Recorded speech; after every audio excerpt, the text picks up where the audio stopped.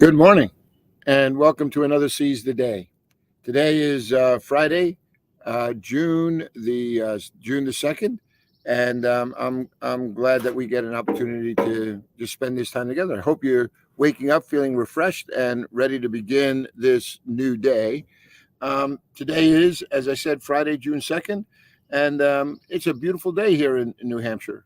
And I understand later on it might get a little rainy, but for right now, this is a really good day.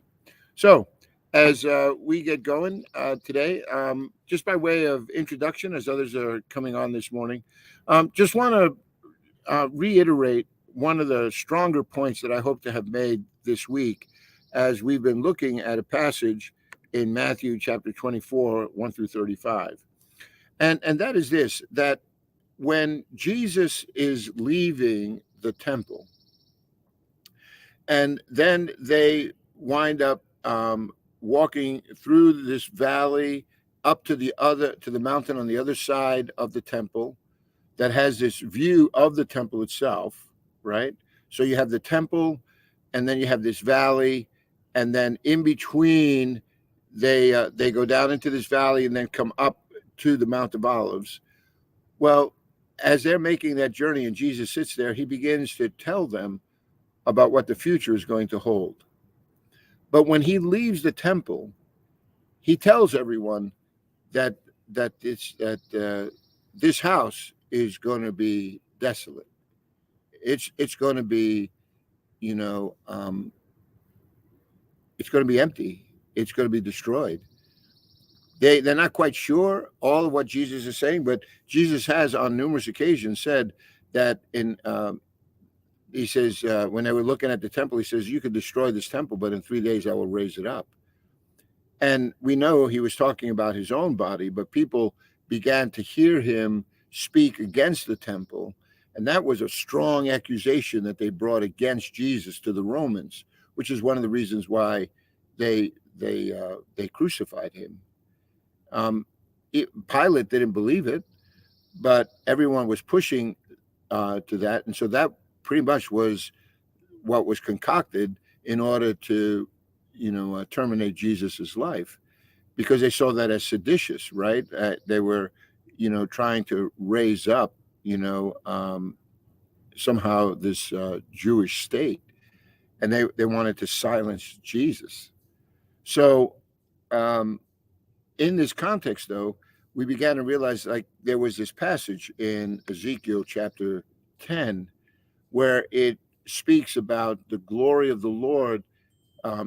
It's being prophesied that with the coming destruction of Babylon into the city that would be the cause for the exile of Israel into all of the territories of the Babylonians, that exile was brought about because of the destruction of the temple in that day. Back in 586 BC, the temple in Jerusalem was destroyed. The city was overrun. It was taken over by King Nebuchadnezzar. And the result of that was people scattered all over the Babylonian Empire. In Ezekiel 10, it tells us that the glory of the Lord departed in this spectacular vision that Ezekiel would have. He saw the throne of God being removed from the temple. And as it moved, it stopped on the other mountain, the Mount of Olives. And while it was there, an additional vision was given about what would happen in the future. And I think all this imagery, when you really stop and think about this, you begin to recognize that this scene is being reenacted again, only we're not given the vision of the throne of God departing the temple. Now we find God himself departing the temple. Jesus leaves the temple, and the glory of the Lord leaves with him. And Jesus is sad, and he's saying, boy, I wish it didn't come to this. He said, how I wish I could have gathered you together like a hen with its chicks. And so what I'm really hopefully stressing to you this whole week is the cataclysmic change that has taken place right now.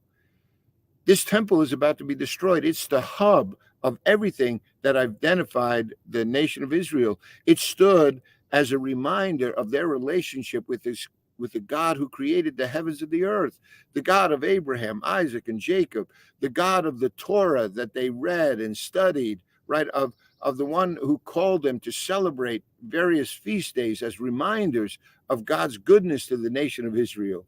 See, all of these things are taking place as Jesus leaves this temple. And as he leaves that temple, he's taken his glory with him. And the life, that central life, is going to be coming to an end. That life that surrounded the temple is going to be over. It will never be rebuilt. The Romans, will come in AD 70 in the War of Masada, and they will destroy that building and they will take over Jerusalem, and it will be a massacre of life. So you see, what Jesus is about to tell us is the aftermath. But at the core of this, what I want you to see is that Jesus has been pointing to himself, saying that he is the fulfillment of all the Old Testament. Everything that the Jews had been worshiping, everything that they had in form been utilizing in the temple is now going to be over.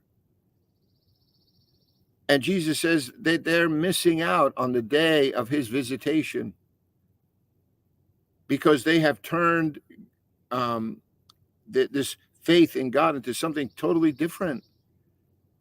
And despite all the attempts that Jesus has made to bring them back into this fold, the leadership in Israel would have none of it. In fact, they are bent on making sure that Jesus is removed.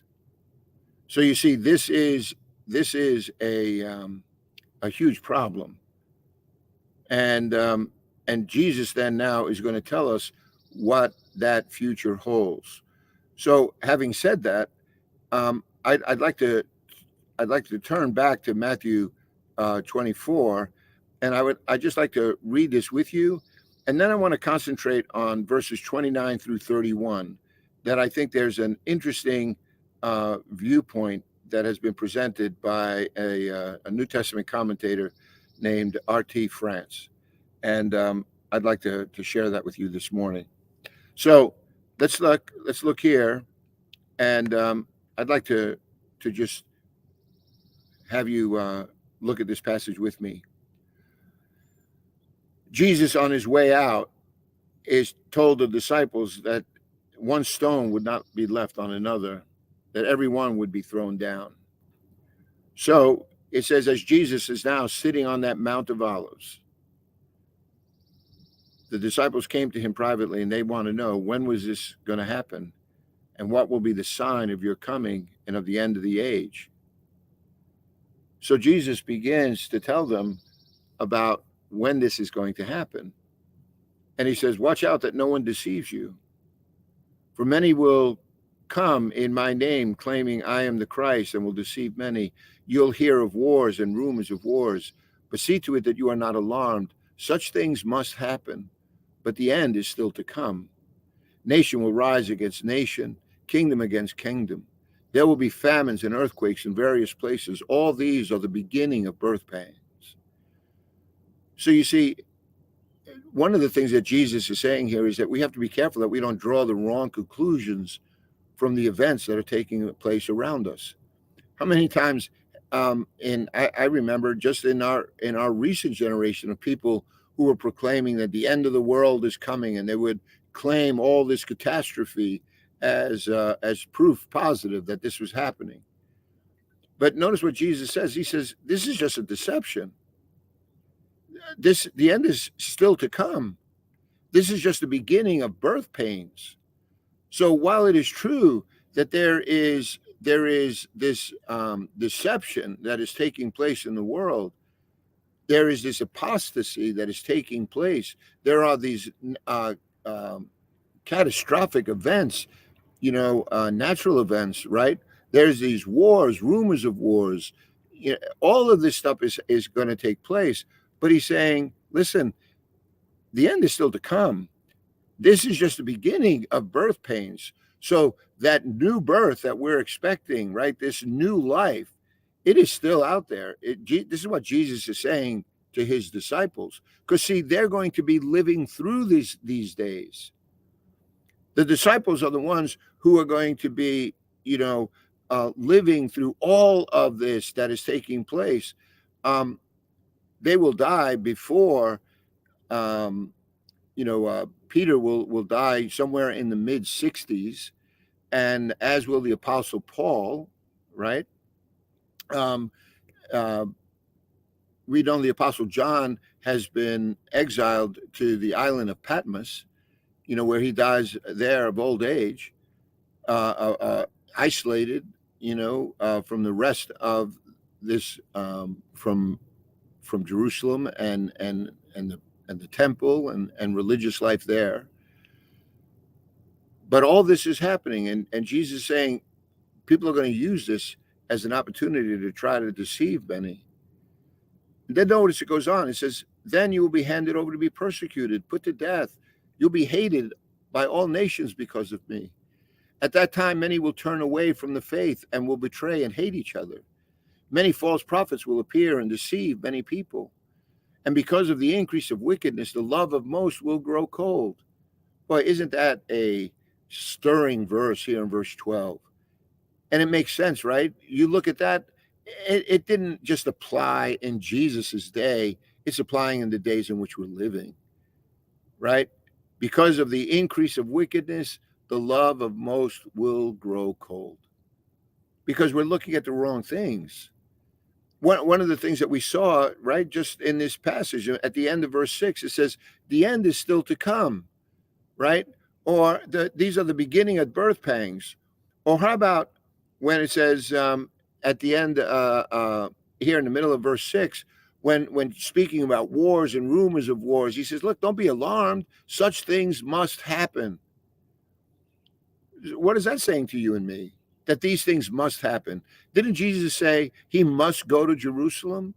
So when we look at the cross and we recognize what Jesus did on that cross, it wasn't that something happened to Jesus. No, Jesus is willingly laying down his life. He told us multiple times that I must go to Jerusalem, where I will be betrayed. I will be handed over to the chief priests, the teachers of the law.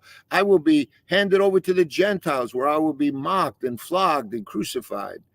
See, all of this is fitting into this plan of redemption that God has begun to unfold. And it's not something that we just learn about. I hope that in the study of Matthew, you have begun to recognize how often Jesus will refer to Old Testament passages, how often Matthew will write and say, this is what was meant by the prophet when he said, because everything is couched in this revelation that God has given of himself and how that is unfolding. Even from Jesus' entering into Jerusalem, it says this was to fulfill what the prophets said. And all of the accolades, blessed is he who comes in the name of the Lord. Yeah, that's Psalm 118. People understood that as a messianic psalm. So people were looking for the Messiah, but they just didn't get the full picture that the Messiah that was coming would be the Lamb of God who would give his life a ransom for their sin. For somehow or another, they had misinterpreted passages like Isaiah 53, where it said, on him would be laid the iniquity of us all, that by his stripes we would be healed. See, this isn't just a new truth. No, this is an old truth that Jesus is just beginning to push to the forefront. But they didn't have eyes to see. They didn't have ears to hear. They already came up with their conclusions. Jesus says, now I'm on the precipice of departing this world to be with the Father. And I'm going to tell you what's going to happen. What's going to happen is there's going to be all of these catastrophic events that will take place. And there's also going to mean persecution for those who are naming my name. There's going to be false prophets who are going to appear, and they're going to deceive many people. And because of all this that is taking place, there's going to be this increase of wickedness, and the love of most will grow cold. But then notice this promise: he who stands firm to the end will be saved.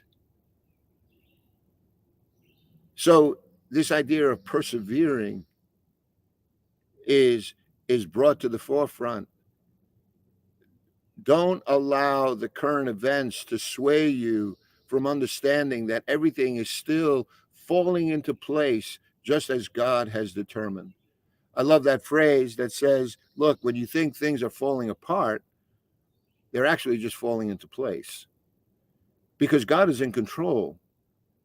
And history is his story. And so all these things are going to be worked out. It's just, can you imagine how you may have felt when you were so excited about Jesus, about his ministry, about his miracles, and then if you were alive in that period of time, to see him taken and mocked and flogged and strung up on a tree, like it would be beyond the pale of understanding. And yet now in hindsight, we look and recognize that what was happening in that moment was Jesus was taking upon himself the sins of the world. That what the Jews had celebrated on Yom Kippur, the Day of Atonement, when they would offer up a sacrifice for the sins of the nation, all of that was a shadow of what would eventually point to Jesus.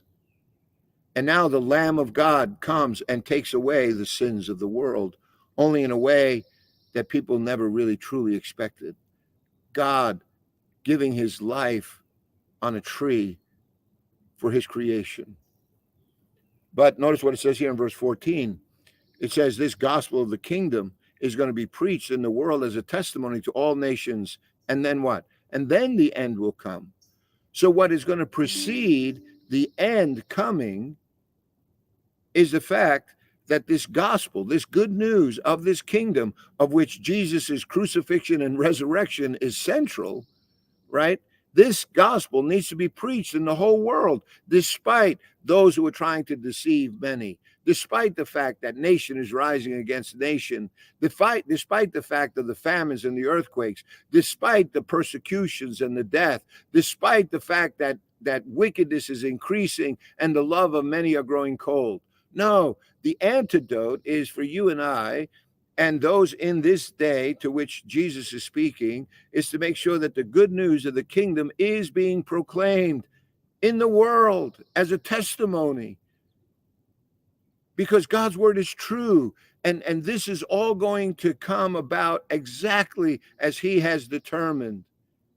And because the world is so broken, we see its brokenness, but God is saying, I am coming to bring healing.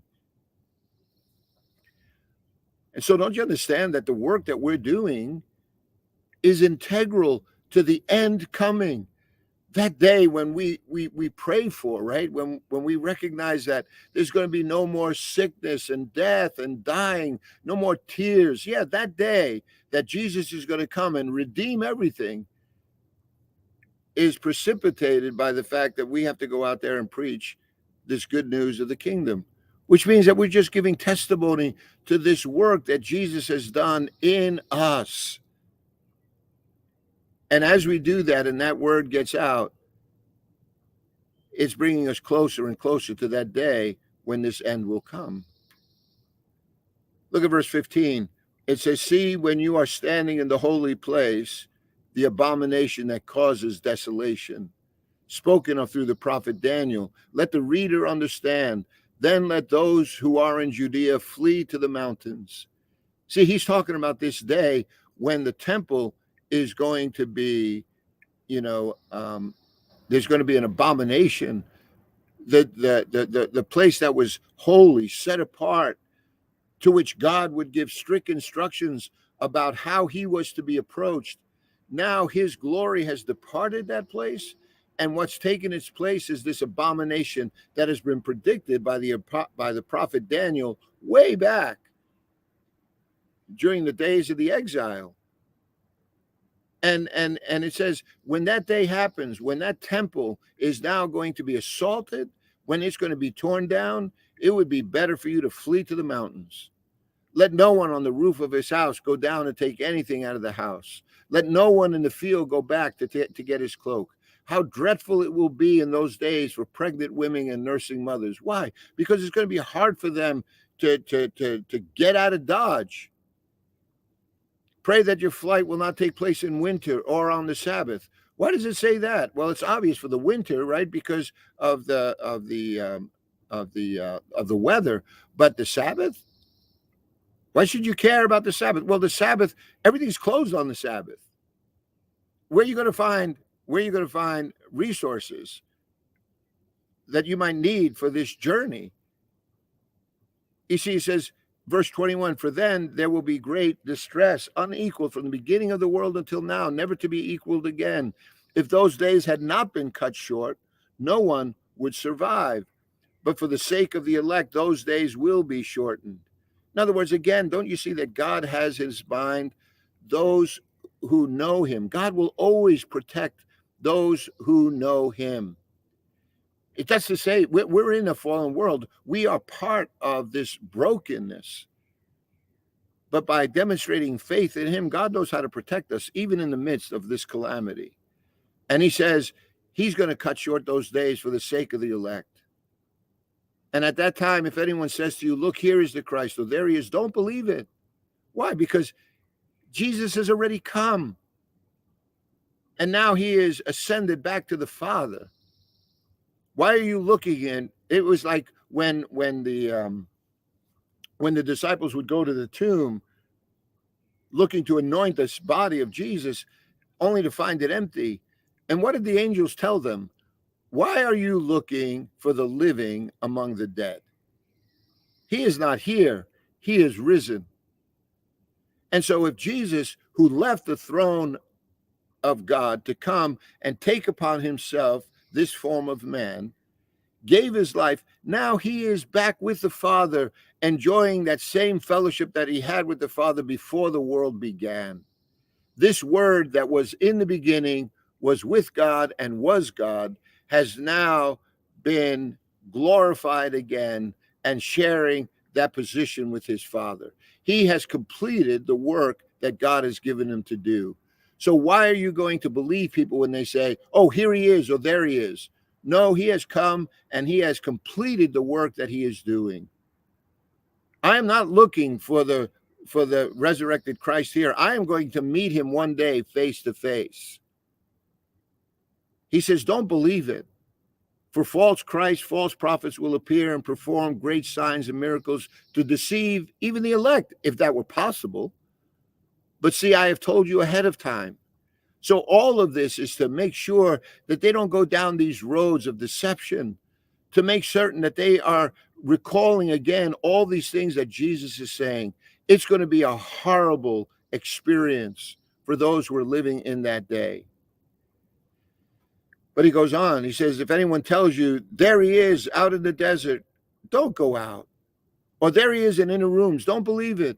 For as lightning that comes from the east is visible from the west, so will be the coming of the Son of Man. In other words, if you're on the east side or the west side and the lightning in the sky flashes, everybody sees it.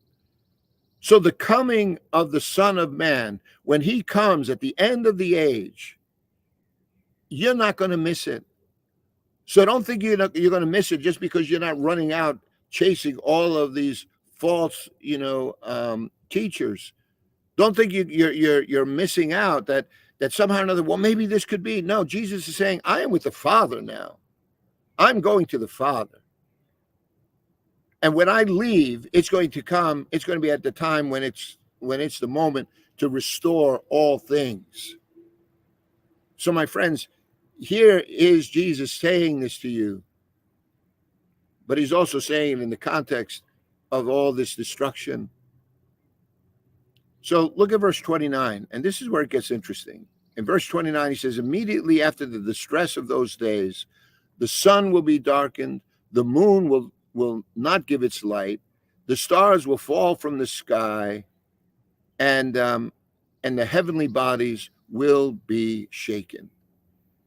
You know, when you look at this text, I hope one of the things that you recognize here is that this language, maybe in your footnote, it refers to passages in your Old Testament like Isaiah 13:10 or Isaiah 34:4.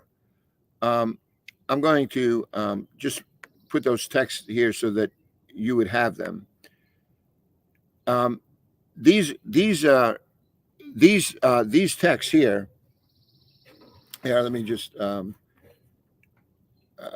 yeah, here we go. So when you look at these texts, one of the things that I want you to recognize is that this language has often been used in a very significant way in the Old Testament, and these texts of the sun being darkened, the moon not giving its light, the stars falling from the sky, the heavenly bodies being shaken. It's talking about catastrophic events, right? It sounds like it's talking about the end of the world. But remember, this is all talking about the destruction, about what's about to take place in Jerusalem. It's talking about the overthrow now of the temple and of all of the authority and all the systems that were built around this. In other words, the life for the Jew is not going to be the same. And what you come to discern is that texts like Isaiah 13, Isaiah 34. There's a whole ton of verses like that. They're found in Amos, in Joel, and Ezekiel. All of them, these passages, they talk about God's threatened judgment on the cities and on nations, both pagan and Israelite. It's talking about judgment that's coming on the systems of government that thought that they were all that, and now they're going to be reduced to nothing. So this language isn't necessarily speaking about, some end of the day. No, this passage is speaking about the end of life as the Israelites knew it, because everything that they knew about this Jewish life was coming to an end. This is language about cosmic collapse, and it was often used by the Old Testament prophets to symbolize God's acts of judgment within history, with the emphasis on some catastrophic political reversals. So in other words, you're finding here that life for the Jew is not going to be the same again. And it says, and at that time, right, the Son of Man will appear in the sky, and all the nations will mourn. They will see the Son of Man coming on the clouds with the sky with power and great glory. He will send his angels with a loud trumpet. They will gather his elect from the four winds, from one end of the heavens to the other. Yeah, see, that day is coming. But in the meantime, we live in this period following Jesus' crucifixion and waiting for that day when he will return to restore all things. And what Jesus says at the end of this passage is, listen, heaven and earth will pass away, but my words will never pass away. So in other words, you can trust what I'm saying. So here is a passage about what's going to happen. How is it going to happen? And the repercussions of that for the people of God. It was a dark day in the history of Israel. But we're waiting for that second coming of when Jesus is going to come and restore all things. So what do we have to do? Well, the next passage is going to tell us that. And we'll study that on Sunday and then look at it next week. How are we supposed to live then in this period of time? And that has everything to do with verse 36 to the end of the chapter. Well, my friends, it was fun today. And I trust that that you've learned something from this passage here in Matthew 1:31 through 35, that we are to follow Jesus, not looking at the signs of current events, but trusting in his work and in his word. I trust that this was encouraging to you, that you go out and seize the day. And I pray always that our impression of God is always that he is good all the time. Lord willing, see you on the weekend. We have great baptism. Can't wait to baptize Reggie York, and looking forward to our time next week, Lord willing. So God bless you, my friends, and prayerfully see you next week. God bless.